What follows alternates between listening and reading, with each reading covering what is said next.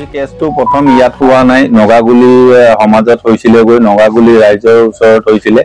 যিজনী ছোৱালীৰ এই কেছটোৰ বিষয়লৈ হৈছিলে চেহনাজ বেগম আৰু ল'ৰাটোৰ নামো ইয়াত উল্লেখ আছে। এইখন মানে কোৰ্ট মেৰেজ কৰা কাগজ হয়। এই কাগজখনৰ জৰিয়তে চব গম পাব আৰু এই কাগজখনৰ জৰিয়তে আমি জনাব বিচাৰিছো যে আমি এতিয়া মোক যে চোৰৰ হেৰিত ফচাইছে বা হেৰি ফচাইছে, এইখিনি বস্তু হৈ গ'ল কি অলৰেডি সিহঁতি সেই কেছটোত মই আছিলো, তাত যোৱাৰ কাৰণে মোৰ জোঁৱাইটোক মাৰধৰ কৰাৰ কাৰণে এইখিনি কেছ হৈছে। আৰু আমাৰ ইয়াৰ আগতো ইয়াত কেছ হৈ গৈছে, কিন্তু ৰৌমুৰীয়া থানাত হৈছিলে।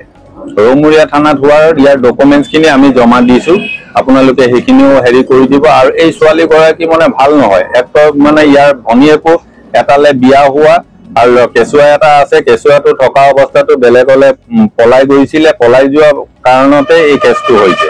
আৰু আমাৰ ইয়াত যিজনী ছোৱালী বিয়া হৈছে, যিজনী ছোৱালীয়ে সাক্ষাৎকাৰ দিছে, চাবানা বেগম তৰিফুদ্দিনৰ ৱাইফ, তেওঁ মানে লাহোৱাল কলেজত পঢ়ি থকা অৱস্থাতে টেঙাখাটৰ ল'ৰা এটালৈ পলাই গৈছিলে। সেইটো আমি লাগিলে সাক্ষীও আনি দিব পাৰিম আৰু অলৰেডি নগাগুলি ৰাইজক সুধিলেও ক'ব। গৰু চোৰৰ লগত চামিল কৰিব বিচাৰিছে, সেই চবে মানে আগৰবাৰ ৰৌমুৰীয়া থানাত ইয়াৰ কেছ দিয়া হৈছে। আৰু ইয়াৰ যিখিনি ৰৌমুৰীয়া থানাত আমাৰ এগেইনষ্টত ডকুমেণ্টছ হৈছিলে আমি সেইখিনি কৰিলো। DSP পৰ্যন্ত তাত আহিছিলে, কিন্তু তাৰ পৰা আমাক 1 ঘণ্টামান থোৱাৰ পিছত আমাৰ জোঁৱাই আৰু মানে ছাবিৰ উদ্দিন আহমেদ সিহঁতক তাৰ পৰা এৰি দিয়া হৈছিলে থানাৰ পৰা। অক্ৰান্তত মানে সিহঁতি চোৰ বুলি হেৰি কৰিব নোৱাৰিলে, প্ৰমাণ কৰিব নোৱাৰিলে। গাঁৱৰ ৰাইজেও লিখি দিলে যে সিহঁতি এই ছোৱালী সক্ৰান্ততে মানে ইহঁতে ফচাই দিছে বুলি সেইখিনিয়ে কথা ক'লে।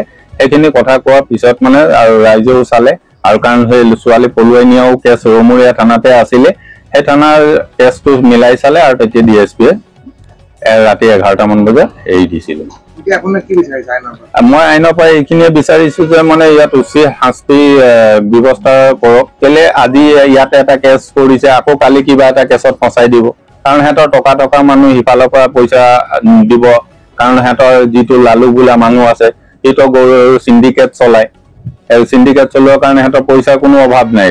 পইচাৰ অভাৱ নোহোৱাৰ কাৰণে মানে সিহঁতি যিকোনো কামত মানে পইচা লগাই থাকে। আৰু সিহঁতৰ মিডিয়াৰ লগতো সেনেকুৱা হেৰি কৰি আছে, আৰু কথা বতৰা পাতি অকণমান কিবা জেং হয়তো মিডিয়াই মাতি দিয়ে। ইয়াতো যিজনী ছোৱালী যিটো ঘৰত বিয়া হৈছে তাৰো মানে সৰু বুঢ়াকো অশান্তি কৰি মাৰিছে, এনেকুৱা কৰিছে। আৰু এতিয়া যিটো মিছা কথা কৈছে যে মই ইয়াত মাৰি সোণৰ চেইন লৈছিলো, হেৰি লৈছিলো, মোৰ অলৰেডি 7:30 বজাতো ইমান আন্ধাৰো নহয়, একদম পোহৰ হৈ থকা সময়।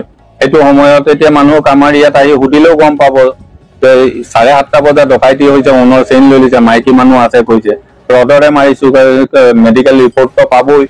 সেইখিনি বস্তু পৰীক্ষা কৰি যিটো পায় মোকো আৰক্ষী প্ৰশাসনেও মানে উচিত বিচাৰটো কৰি দিব লাগে।